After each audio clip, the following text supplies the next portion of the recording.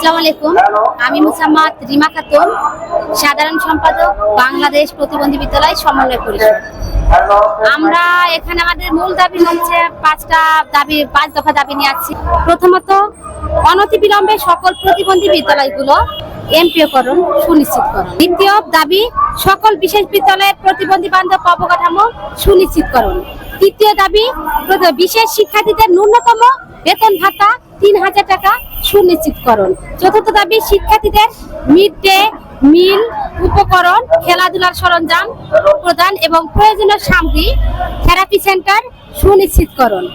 পঞ্চম দাবি, ছাত্রছাত্রীদের ভোকেশনাল শিক্ষা কারিকুলাম অর্থাৎ কারিগরি শিক্ষা সুনিশ্চিতকরণ করে আমাদের দাবিগুলো সকল দাবি মূল উদ্দেশ্য, সকল দাবির একটাই দাবি, সেটা হচ্ছে আমাদের প্রতিষ্ঠানগুলো অনতিবিলম্বে এমপিওকরণ করে আমাদের এখান থেকে উঠে যাওয়ার